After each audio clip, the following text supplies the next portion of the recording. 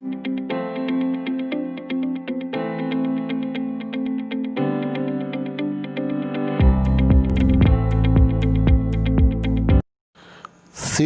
Subject verb agreement part 4। Hello students, थोड़ा late आए, sorry कि हम बहुत दिनों से इंग्लिश सब्जेक्ट पर वीडियो नहीं बना सके थे क्योंकि हम थोड़ा केमिस्ट्री और बायोलॉजी के वीडियो बनाने में बिजी थे। जैसा कि आप हमारे और वीडियो में देखे ही होंगे, 10th का जो केमिस्ट्री एसिड बेसिस सॉल्ट बना रहे थे और वो हालांकि वो भी अभी ख़त्म नहीं हुआ है, और बायोलॉजी का जो हम बना रहे थे नर्वस सिस्टम। तो आज फिर सब्जेक्ट वर्ब एग्रीमेंट पार्ट 3 तक बना चुके थे और ये जो है हमारा सब्जेक्ट वर्ब एग्रीमेंट का पार्ट 4 है। मैंने आपको बतलाया था पहले भी कि ये जो subject verb agreement competitive exam में भी ये पूछे जाते हैं, करेक्शन ऑफ एरर के तहत। आप भी जानते हैं बैंक में या पीओ में, बैंक का पीओ वगैरह में भी और रेलवे वगैरह में भी। खैर छोड़िए, अब हम लोग फिर से शुरू करते हैं। आप स्वस्थ रहें और मन लगा कर पढ़ें। बोथ, मेनी, सम और फ्यू, ये जो हमारे वर्ड्स हैं ये प्लूरल होते हैं। तो both of them ready to pay their डेब्ट, दोनों ही अपने अपने जो डेब्ट है, कर्ज को देने के लिए एग्री हो गए। तो बोथ। फिर देखिए many of them were agree to go to Delhi, बहुत सारे लोगों ने दिल्ली जाने का एग्री हो गए। तो आपने देखा कि कैसे both many, some of students are very poor, कुछ ऐसे स्टूडेंट्स थे जो काफ़ी गरीब थे, बहुत गरीब हैं। तो इस प्रकार आप देख रहे हैं few peoples are aware about this, इसके बारे में बहुत ही कम यानी कि न के बराबर लोगों को जानकारी है।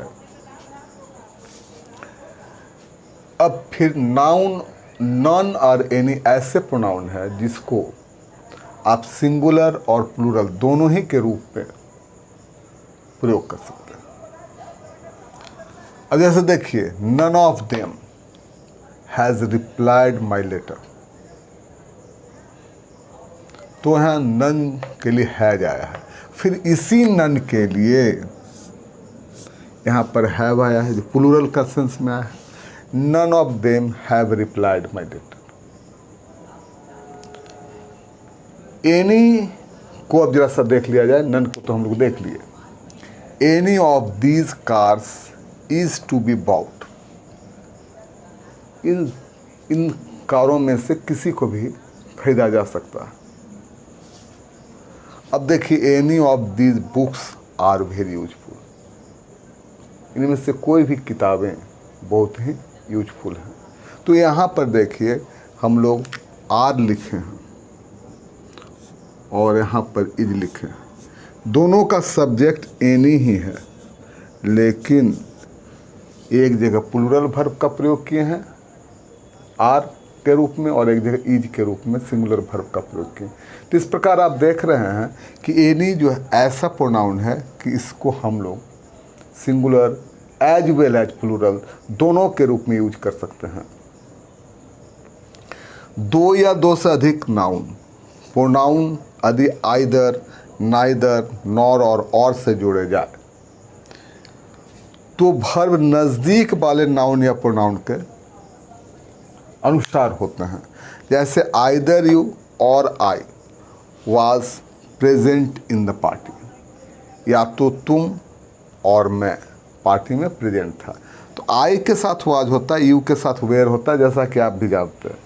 तो यहाँ पर जो हमारा वाज का प्रयोग हुआ वो आई के अनुसार हुआ। आई जो है इसके लिए ये जो वर्ब है नज़दीक का। Neither he nor I am, he के अनुसार होता तो इज होता, तो आई एम हुआ। इन्वॉल्व्ड इन दिस मैटर, न तो वह और न तो मैं इस मैटर में इन्वॉल्व हूँ। तो आप देख रहे हैं कि आइदर और नाइदर के साथ जब दो, आइदर और नाइदर नॉर के दो सब्जेक्ट को जोड़ा जाए तो उसके बाद जो वर्ब आते हैं वो अपने नज़दीक वाले जो सब्जेक्ट होते हैं उसके अनुसार होते हैं। अब देखिए यदि क्लॉज का सब्जेक्ट, सॉरी क्लॉज नहीं क्लॉज होगा, क्लॉज का सब्जेक्ट कोई रिलेटिव प्रोनाउन जैसे हु, व्हिच, दैट हो तो वर्ब उसके एंटीसीडेंट के अनुसार होता है। अब जैसे देखिए जो यहाँ पर हमारा रिलेटिव प्रोनाउन ये है, इसके पहले ये हमारा नाउन है, तो यही इसका एंटीसीडेंट है।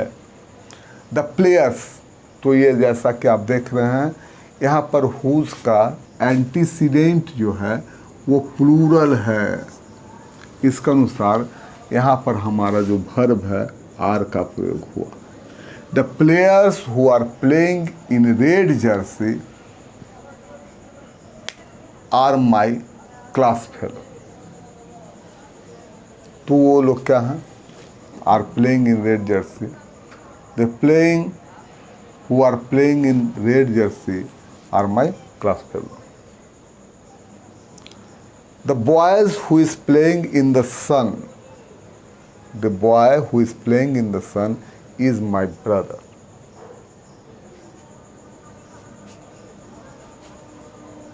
It is I who have done this. तो यहाँ एंटीसीडेंट आई है, उसके अनुसार यहाँ पर हैव होगा। इट इज़ ही के अनुसार यहाँ हैज़ डन दिस हुआ।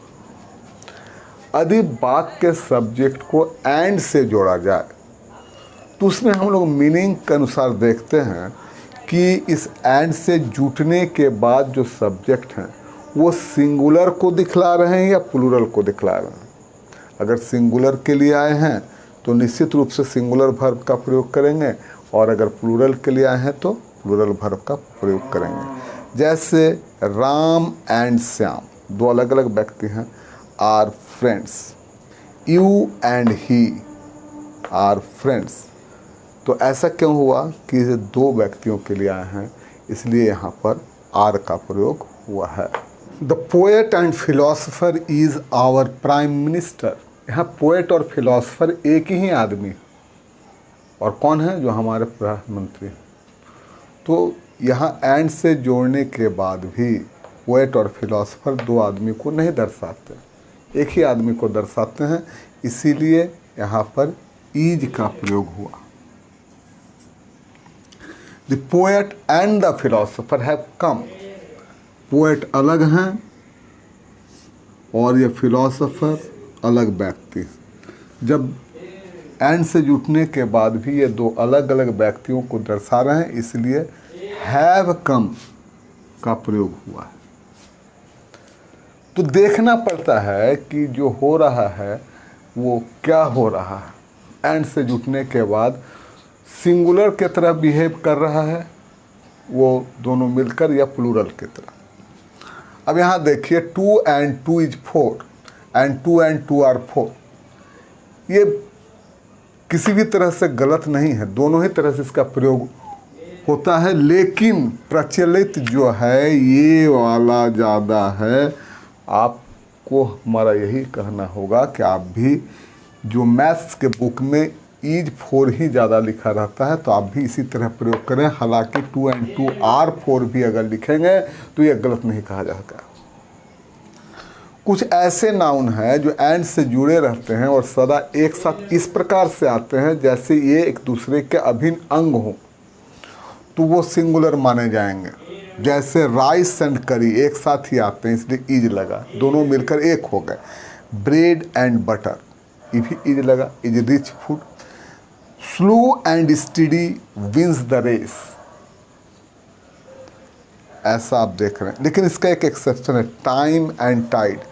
वेट्स फॉर नो मैन नहीं लिखा है कहीं भी, वेट फॉर नो मैन, तो ये प्लूरल के रूप में इस्तेमाल हुआ है और ये प्रैक्टिस में प्लूरल के रूप में ही इस्तेमाल होते हैं। Time and time, tide, wait for no man, तो इसको हम लोग हालांकि एक ही साथ आते हैं फिर भी ये प्लूरल के रूप में प्रयोग होते हैं और हम आपसे कहना है कि आप भी प्लूरल के रूप में ही इस्तेमाल करें।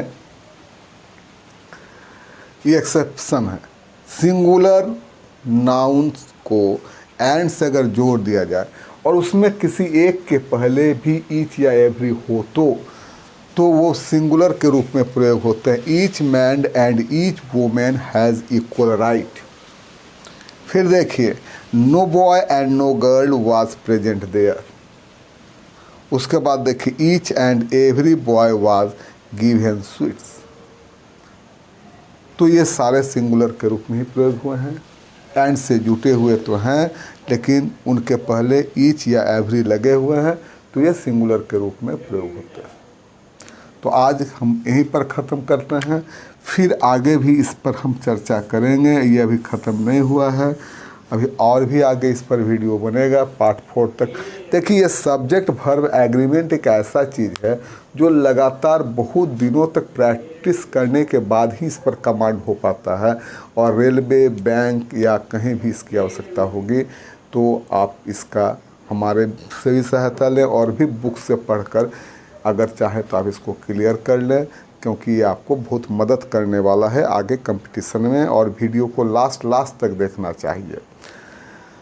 तो अगर हमारे वीडियो से आपको थोड़ा भी फ़ायदा होता हो तो दूसरे को भी फ़ायदा पहुंचाएं, सिर्फ शेयर कर दें।